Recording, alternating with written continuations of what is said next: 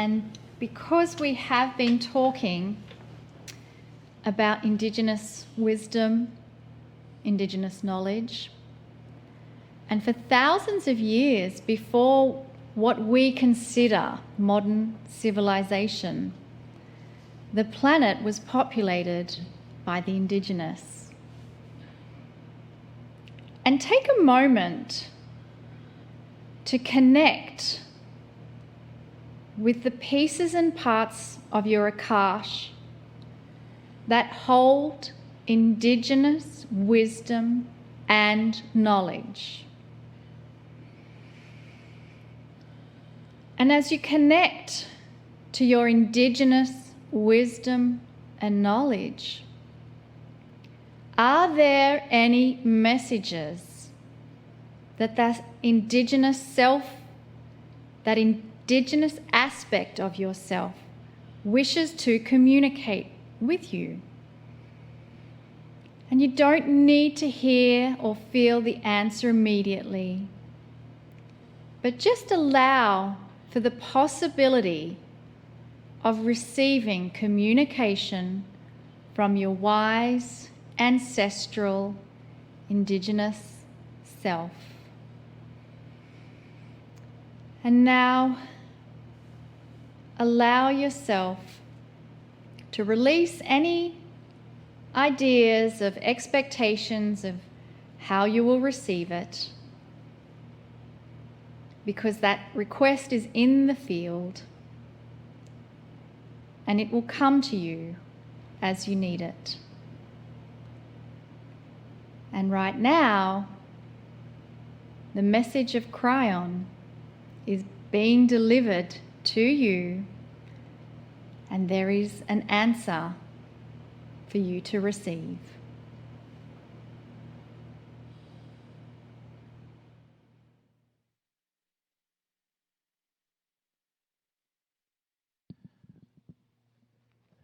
Greetings, dear ones. I'm Kryon of Magnetic Service. Again, I will say that spirit is not in a vacuum, is not in the dark. That the love of God is everywhere. The love of spirit, the creative source, is always with you, always with you. This is a theme that we have repeated and repeated now for 31 years. And yet sometimes it's not understood or appreciated or known. It's like God stands on a wall or on the other side of the wall, or something you have to get to or go through in order to be heard. It's not that way. This is a healing meeting. And in a little while, again, I will give you the meditation, which takes you across the bridge, as we always do. It's a sameness that you can count on. It's a consistency of energy where you can sit in a chair and feel the love of those around you. But right now, in this particular channel, I want to do something similar.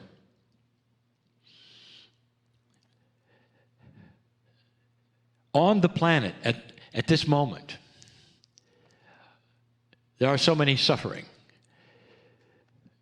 And it's a different kind of suffering. There's always suffering at some place on the planet, but right now, it's different. Where you truly are in the middle of a 2020 year of the virus.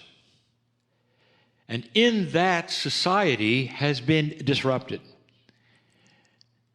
The normalcy that you had is gone for now. It will return, dear ones. It will return differently, dear ones. And we have discussed that. I'm not here, again, to review the reasons for the virus. I want to talk about those who are suffering because of the virus. And I'm not talking about medically at all. I want to talk about those who are in distraught, can't sleep at night, have had things happen in their lives because of this. or have had things happen in their lives that seems accidental to this, but it still lays on them in a heavy way. There are many leaving the planet right now. There are many leaving the planet right now that have nothing to do with the virus. History will show that the death rate, apart from the virus, is a bit higher than normal. I've said it before, that when your body is in fear, anxiety, stress, dear ones, it may sound a bit dramatic, but it starts to shut down. A slow shutdown. You start dying as soon as you start fearing on a regular basis, and your life will not be as long. That's how important it is to get out of fear. We've spoken of how disappointing it is that those who would lead you, meaning that informed press that you have, would lead you into information often gives you fear. And so you're surrounded not only by a situation which is troubling and anxiety-ridden, but to make it worse, those you would go to for support or information, perhaps in your press, or those you would trust, would have no good news for you. The combination of that is unhealthy, to say the least. And so many right now are in that position. So I want to talk about that for you. And I want you to come with me. Come a little closer. And I want to tell you something. We'll start with this story. My partner once asked a commercial pilot. He was getting on a plane and he asked the commercial pilot, he says, "What keeps you going? You have bad days and good days and all that. And your schedule, I see, is really, you're flying all the time. What really keeps you going?" And the pilot smiled and he said, "We learned a long time ago, many of us, that no matter what kind of a day we're having, that when we get above the clouds, the sun is always shining." It's true. If you've ever taken off from an airport in a commercial flight and there's storms and dark clouds, when you get above the clouds, it's a nice day. And what he was trying to say and did was that it's always a nice day where he was going to go, above the clouds. I would like to use this metaphor for you to cognize something, no matter how you're feeling at this moment. The love, compassion, caring is always there. It doesn't go away because you're having a bad day. It's always there. You tend to build a wall in your depression. Very common. The wall of depression, anxiety, fear starts to block you from all good things. It takes away your feeling of peace, laughter. Starts to change a good name, a good, I would say, personality to one that isn't. It starts to change who you are, and you know that. It's interesting what depression will do. You're either losing weight or you're gaining weight, but you're not staying the same. And you know that something is different, and you know what it is.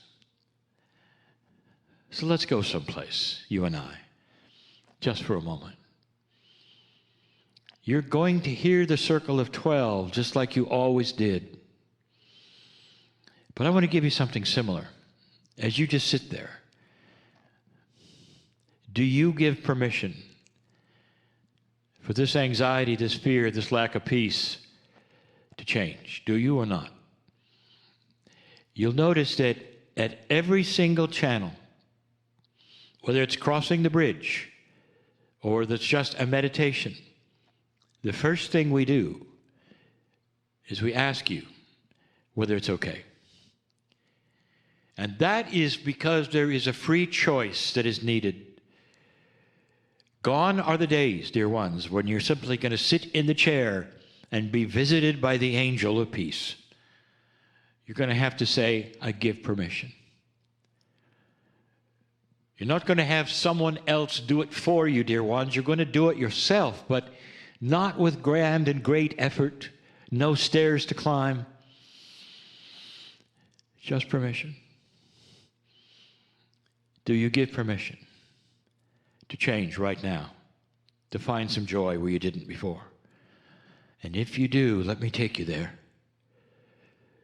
to a place where you can sit, take a breath. And I want you to know that the arms of Spirit are going to open those clouds of doom right now.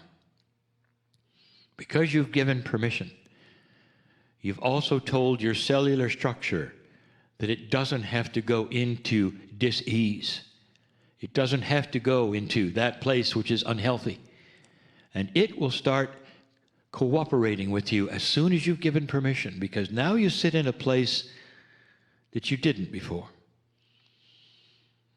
And I want you to envision, if you wish, all of the entities that you can even imagine that you would respect. All of those masters and all of those angels who have come through the gloom, because you see, it's a sunny day on the other side. That means there's joy and compassion and love and all those things that you wanted to have, and they're coming through that clouds, and you are the target today. Can you feel this? Can you understand where I'm going with this? And they are headed for your chair right now because you have said yes. Dear Spirit, I'm not a victim anymore of this planet. I am not a victim of this world. Things don't happen to me. At some level, you have given permission, because you've closed that hole in the clouds, for random things to take place instead of being shielded by that beautiful idea that there is a consciousness in you that actually is seen by God. They're here now. They're at that chair. They're where you are. And right now, I want you to feel their arms around you. And if you could hear them saying anything at all, they'd say, why did you wait so long? Why did you wait so long? Here, let me lift you up. Here, let me take you for a moment above those clouds. Let me show you that the sun is always shining. Let me show you that there is joy here, that we care about you. We know your name, and we love you. We love you. And if they could give you a message, it would say, don't let the clouds close over you. Don't let it happen. When the channel is finished, I want you to feel and understand that the paradigm of life that you've chosen is not the one necessarily that you're supposed to be in. That you are supposed to be in joy, in maturity, no matter what has happened. Even if you've lost a loved one, even if it's only days old, you can grieve and still be joyful that you're on the other side of the clouds. And in that position, you'll even understand and hear those who loved and lost suddenly join you and say, yes, we are on the other side of the clouds as well. There is so much that your consciousness can do to get out of that unhealthy position. And don't be surprised if things start to get better in your life, because only you've given permission for them to get better. This is Healing 101, dear ones, which is an expression for the elementary teaching of how to heal yourself. And the first is to feel the love of the Creator is still there. It didn't go away. The idea that God somehow doesn't know you or hasn't seen you or has forsaken you is something you made up. You did. Or something was told to you. It's always a sunny day. The love of God is always there if you would allow it. If you allow it. We're going to come back in a little bit and start the circle of 12. Dear ones, God knows your name. That ought to tell you everything. And so it is.